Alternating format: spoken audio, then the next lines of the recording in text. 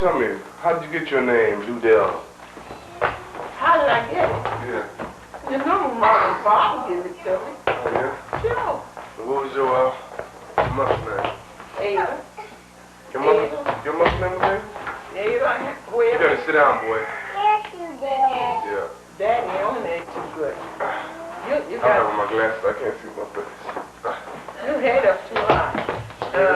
Okay, I'll tilt the camera so I can get this. Darnell, you got them all in, right? That's all right like that, Rick.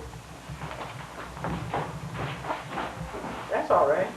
You can sit in there now and your head will be in the picture. All right, leave that straight. So what was your father's name? Red helmet, Red Helmet? Yay. Wait, you have to tie it up. How many sisters and brothers you have? I had 2 sisters and 1 brother. 2 sisters and 1 brother. Yeah. Are any of them still living now? Yeah, only 1 sister. Yeah, what's her name? Sarah Child. Sarah Child. And where was you born and raised at? In Columbia, South Carolina.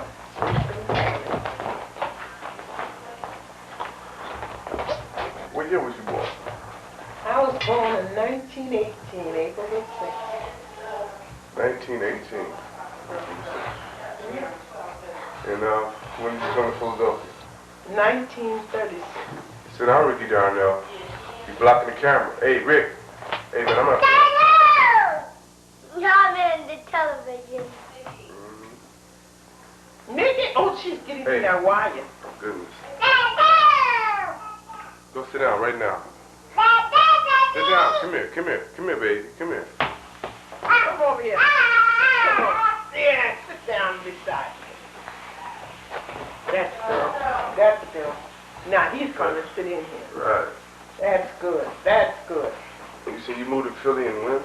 1939. 1939. And, No, not 39, but 36. 1936. Yeah. So what was going on back then? That was during the Depression, wasn't it? Sure. Tell me something about that. How times was back then. Oh, well, here in Philadelphia it was worse than downtown. Oh, yeah? Now go back to In the South, you had a small farm, and you raised all your vegetables. You didn't have to buy nothing. Very little. You had your chicken and the hogs and the eggs and the milk and the butter and all the vegetables that you need, and potatoes and onions and stuff like that you raised. And when you come here, you had to buy all that. So that makes it very hard. Can you remember what your first job was? You mean when I was growing up? When you first got here? Yeah. The first job I had was, I was a babysitter at Mrs. Carr. I was a babysitter down in Roma.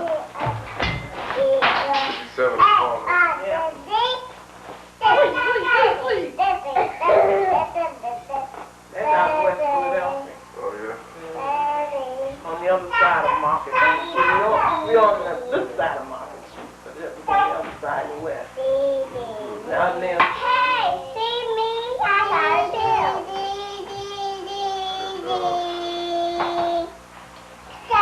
So, how old were you when Eunice was born?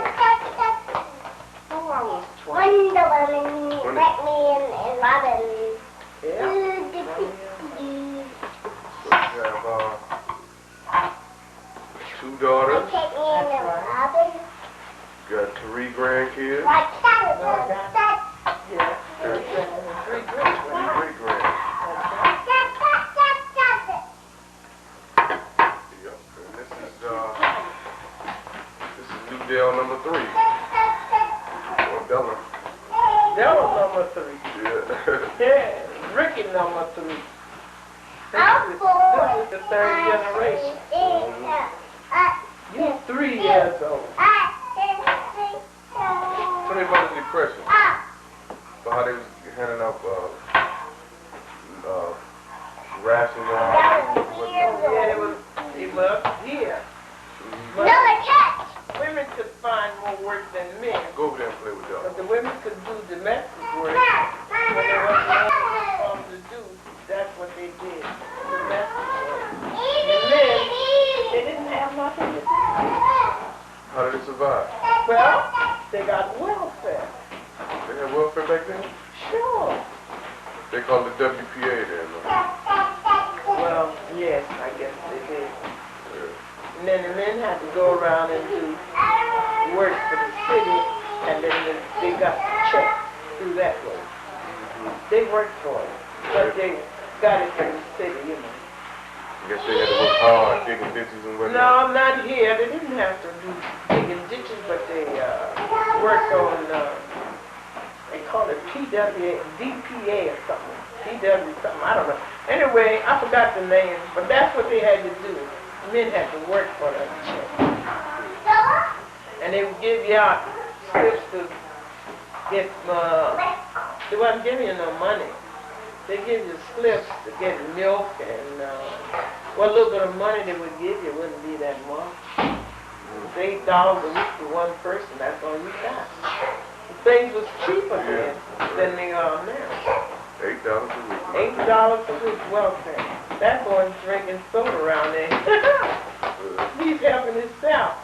Yeah. A little Nicky wine. Come on, Nick. Come on. This is the next third one. This is the third baby. Ah, look at yourself. Look at your baby. You know what you see?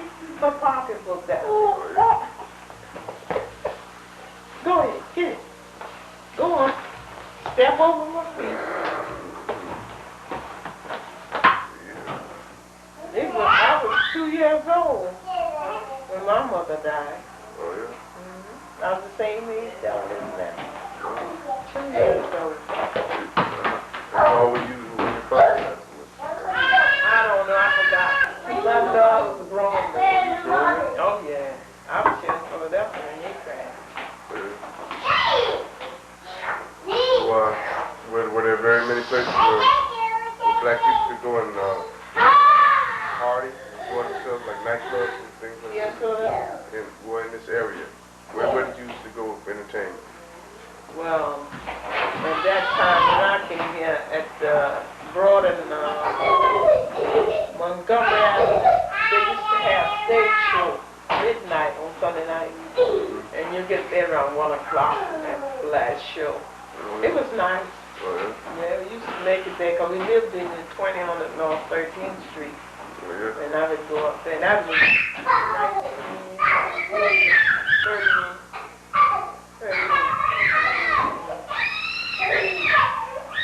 How was Philadelphia doing what was that? Philadelphia was a beautiful place when I came here. Oh, yeah? Oh, I loved it. I never seen a, place. We never lived in a place so nice as Philadelphia when I came here. Because the man would come by and leave your milk on the door, your paper, your bread. It'll stay there till you get it. Yeah. But no more. Yeah. Anyway, you can deliver it to the door no more now. Oh, it was nice. You could hear the milkman coming along with the horse, with the wagon. I mean, it was like a wagon. Then it had wheels like and you could hear the horses pulling the wagon. Wow. You could hear the horse feet going on the pavement. You know what time it is, because you know what time the milkman comes. They had cobblestone streets there. Yeah. Yeah. Get down, girl. Yeah, it was nice. You could leave the doors open. Yeah. You didn't have to put a lock on your door like you do now. You didn't have to put a bar on the door. But yeah, now, Go over there and sit down. critical. Go over there and play. It's awful now.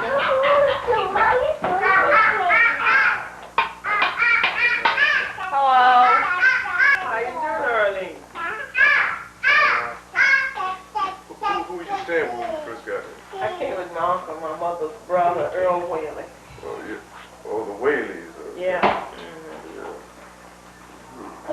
That's where the wheelies fit in. Yeah. Give me this stuff I before came you here with him. tear it up. Give me dough. Pick it up and hand it here. No, I spent weeks but I never lived in the neighborhood. These great for bed, y'all. I want y'all to all say goodnight to him. I've been here 40 years. Because he don't know how to start calling. Was there very much racism in Philadelphia when you was Oh, yeah. It is now. There's plenty of places they don't want you to live right now, but it was worse then than it is now. Because you had to get the motorman on the bus. They had to get the state troopers in on the bus. To let the colored people be driving. Don't step on my foot. Get off me. I forgot now what. It was in the 40s, about 41 and 42, that the state troopers had to come in because they didn't want no colored motormen on the buses and trolleys. And they had, when they put them on there, they had to have the state troopers every bus. Sometimes be 2 or 3 of them. It depends on the neighborhood, you know. That's how bad they didn't want colored people to work on public transportation.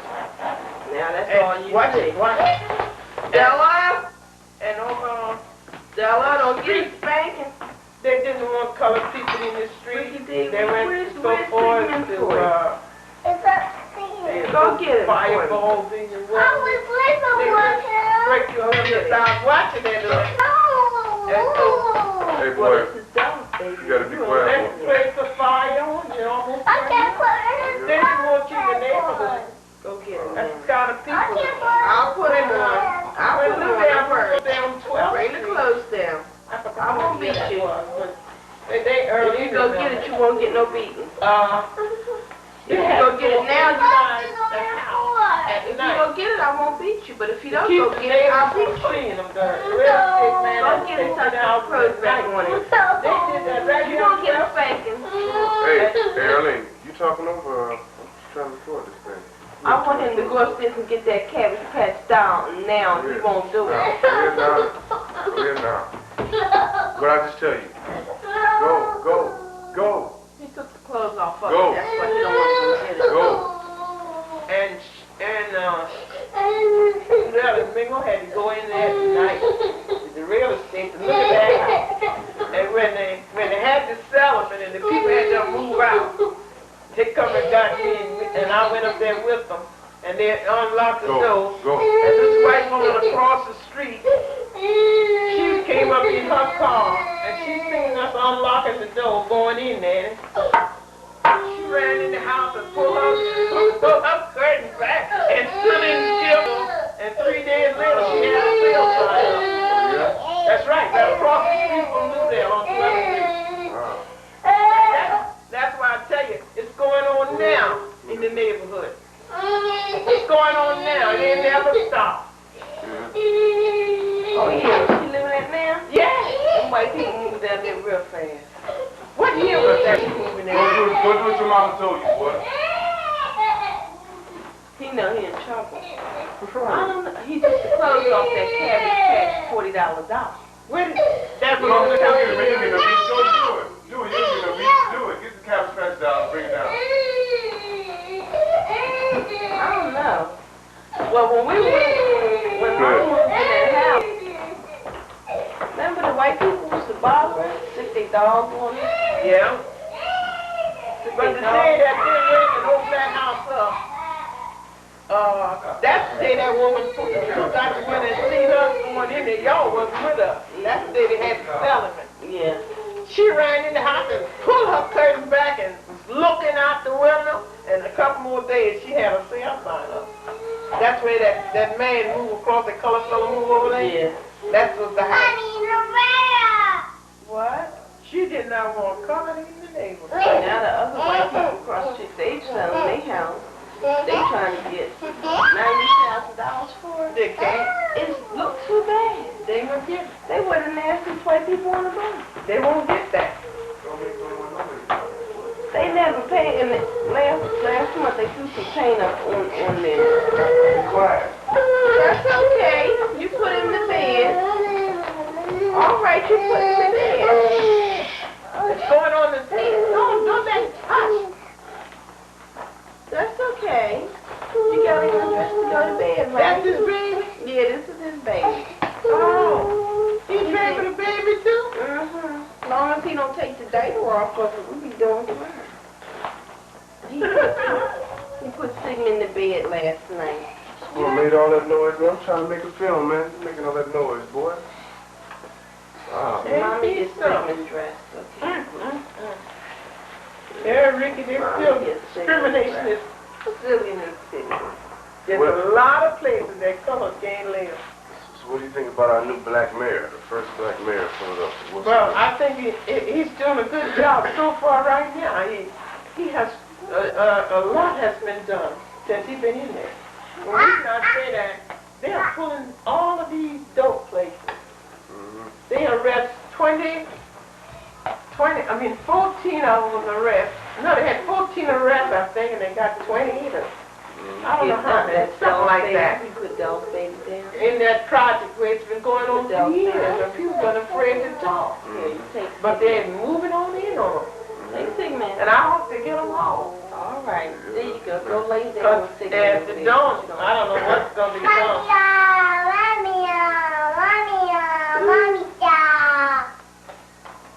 So how you like your little great-granddaughter? She's beautiful. She's cute and beautiful. Got my big girl.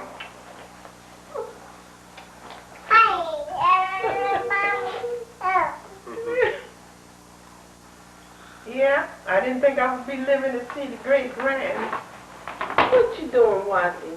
And hopefully you'll see them grow up and have kids. Well, you never know.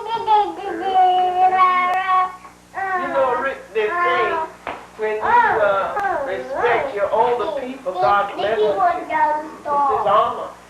The elders. No, she don't think you playing. Anybody that's old enough to be your mother, you're supposed to honor, regardless of what they do. You show your respect. And then, if they're doing something they ain't got nothing to do with, that'll make them stop. But you respect. Then they'll respect you.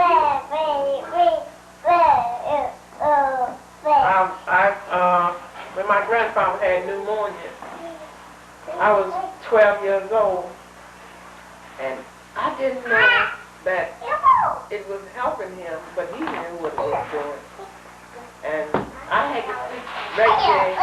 He wouldn't call nobody but me to rub his side, rub his back, and the pain would go away. The next time the pain will come, it'll come in the other side. Whatever side I rub this side, it'll move. Go to the other side. And I used to say at night, I said, why you don't call somebody else? I am tired. But you know, they used to come and get me up out the bed, and one on this side, one on this side, holding me up, taking me to the bed to rub him. And I had my eyes shut.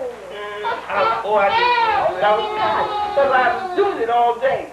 This is your grandfather. I was doing that all day. And how old was he? Well, I don't know how old he was, but I know I was 12. But he was born in slavery. He was a slave baby.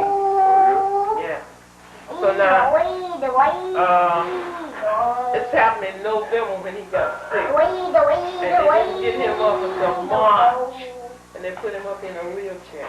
They couldn't take him up out the bed. He stayed right in that bed until March, and I rub, and I rub, and I rub. And all day long, I had to sit right there, and every time he called for me, I had to be right there. But after he got up, he went back to work on the railroad. That new money was something. That was down in South Carolina? Yeah. His Ricky got his feet on that cord in his toe. And he better get his foot out of that cord. You still got some relatives down there in South Carolina? Yeah, I have No. an aunt, my mother's sister. Never mind, never mind. Julia Culver. And an uncle named Colin Whalen. And I got some first cousins down there. And you said you got an uncle that's got some money and some property and stuff down there? Her brother. Yeah, my uncle. Yeah, well, the property that they're living on is my grandfather's property. he's born in slavery, and how did he come about to get some property? Because he grew up in Florida. They had it when I born. So they had moved from their hometown in St. Matthews, South Carolina, and they moved to Columbia, South Carolina. And that's where they live.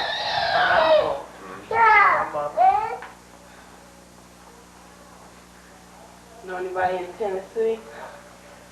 No, I don't know nobody in Tennessee. That's where my people are from, Tennessee.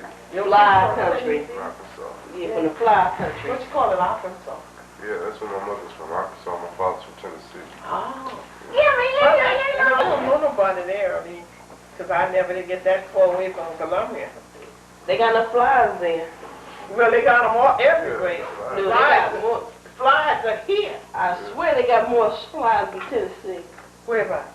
Where we went. I never seen so many flies. Well, that's out in the out. There's a lot of flies here. Right. You'll be surprised. In that neighborhood where we live at, it's so bad, Mr. Tell if I could move tomorrow, I would move. It's getting worse. I go cash my check today, and they must have watched the mailman. But I think I'm the only one in here. And if I go the next day and cash my check, that night somebody try to come in on me. That's going on now. Yeah, as soon as I hit the million, I'll let you know. They come to the door and they tell lies about they want to sell this. And I talk to them from upstairs out the window. One night a man come there after I cashed my check. And he come there and he said he had a package, an order for me. I told him, you keep the order because I didn't order nothing. You keep it. And I shut my window down. Well, you got bars on the window, that's why they can't get in. It's horrible down there. It's getting worse. It used to be good. When you moved into the neighborhood, how was it? It was all white. I don't want this one. I want dollar store. But there ain't no more nice neighborhood now. Mom, I don't want dollar. It's all right until colored people don't bother me. Colored people don't bother me. It's the Spanish, Puerto Rican that I have trouble with.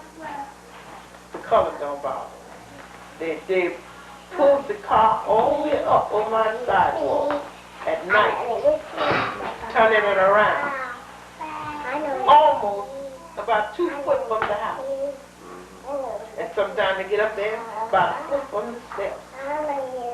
And that's harassing, you know. But they know they can't back out, and they know they can't turn around. They all know where they're going. If they came back out, they shouldn't come up in there. But they do that. Now they're driving me so now that I think I'm going to have somebody to put some poles to keep them off the sidewalk. Because some nights they get... I know who was having it done. It's the man down. Get out the way, boy. Man down the street, he's having them to do that. Because the majority of them get out the car and go in his house after they do it. So I think he's having them to come up in there. Because he parked the car in front of my door with no tag on it. See, that's a bandit. And he said that he was not going to move the car. I didn't ask him to move it. The man down the street that rented him the house he's staying in, he asked him, now, you going to put that car down there in front of your door? He said, no, let it stay where it is. That was in front of my door. And the law here used to be, and I think it continued to be the same, I don't know, that you couldn't abandon a car in front of nobody's door with no tag on it. You got to be moving it every 24 hours. Right, So if he takes the tag off of that car and put it on another car and leave the car in front of my door with no tag, and he said he wasn't going to move it, don't care who I have up there, they couldn't make him move. And the police won't come and get you? They wouldn't come and get it, but when I called, they asked me, did I ask him to move it? I said, well, I didn't have to, because the man asked him to move it in front of his own door, the other fellow. He said, let it stay where it is, so why should I say something? I don't have to get out there and get myself upset over that. So then the cops put a ticket in me, and he won't park in the door. He got it in front of his own door. When he couldn't get that in the first place, you know. As long as the car got a tag on it and they move it out of town, nothing will say. But if you put a car there with no tag, that's abandoned.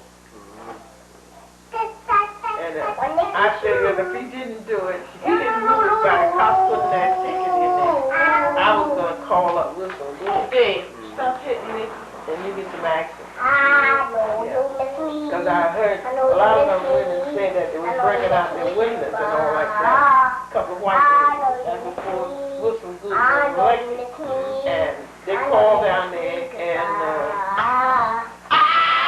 he was running for mayor then. Stop, Nicky. So then Stop.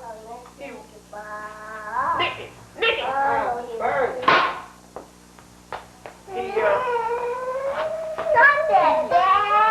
They called him and he was running for the mayor and got one of his workers and they got out there and took care of him right there. So that way you don't have to do it hard and they're breaking the windows out. Daddy hurt that feeling. But then it's terrible in this city. This is no place. Don't touch it. It's no decent place once a Spanish get in.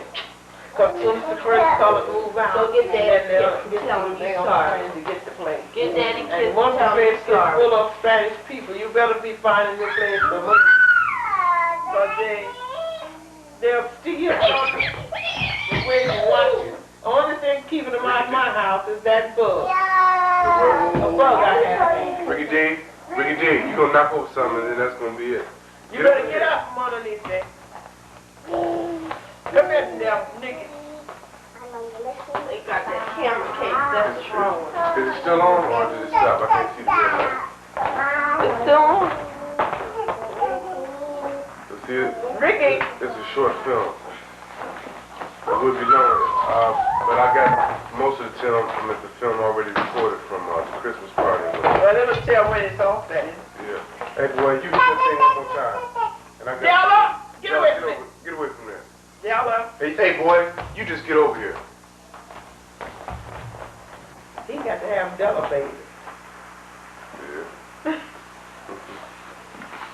Now she'll put his shoes on. So how's your health holding up? Well, you know, the doctor don't tell me everything. He tells me some things. So I went to the doctor. I've been going to the doctor and I've been having trouble with my chest. Last Monday I went to the doctor. I had stopped eating meat. For a month now I haven't eaten meat. And I'm not even fish. I don't eat no kind of meat. Hey, boy. You better sit yourself down, mister. So I went to the doctor and my pressure was down. It was normal. And I lost 7 pounds. And he was going to have a cardiogram, I think that's what you have your heart checked. And after he tested, he said that it was beating normal. So it must have wasn't beating right all that time. I've been going to the doctor, but you see, the doctor won't tell me. He would tell a member, somebody else in the family. He probably would have told them just how things really was. But he used to tell me, go home, get plenty of rest, don't let nothing upset you, don't get excited over nothing, and stay out of crowds. Where there's a crowd of people and excitement, stay home. That's what he used to tell me. So when he said my heart was beating normal on Monday, last Monday, I said, well, this is more than what than he's telling me. Have you been having headaches and stuff lately? I know one time you was having headaches. No, I don't have no headache. Since I got my pressure now. Yeah. Daddy.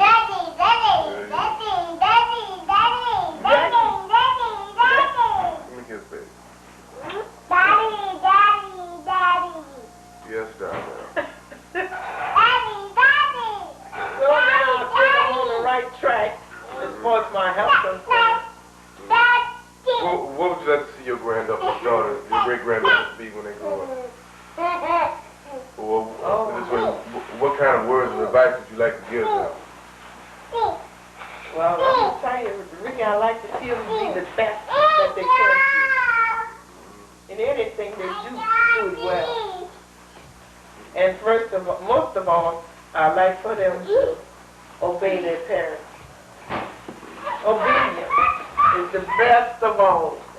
And if they obey their parents, they like they would be whatever they want to be in life. Yeah. Oh, my gracious. Be a good girl.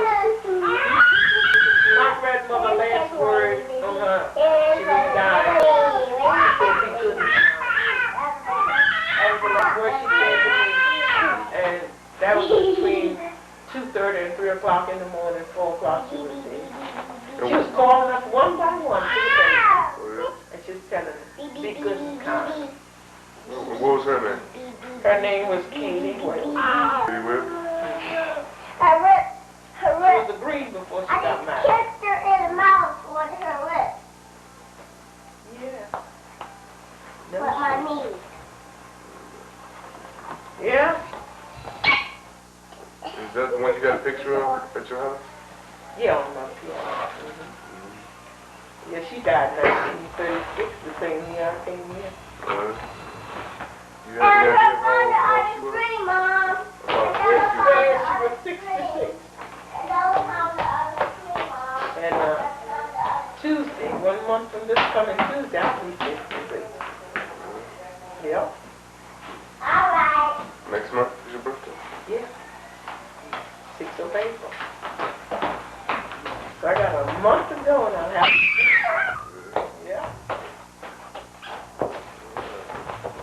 If I live to see 1986, I'll be done spent 50 years in this city. Oh, yeah. 50 years. 50 years is a long time, Ricky. Yeah. Yeah. It goes by fast, doesn't it? Sure do. Yeah. You wouldn't think these children would be the size they are now. But you see how they getting out the way. Yeah. They'll all be going to school after a while. Yeah. And I told her she won't have no more babies.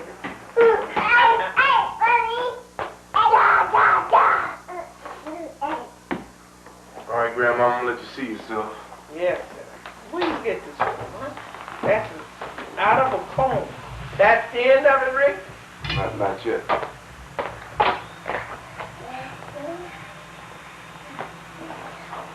Hi, Grandma. You're on Candy Camera.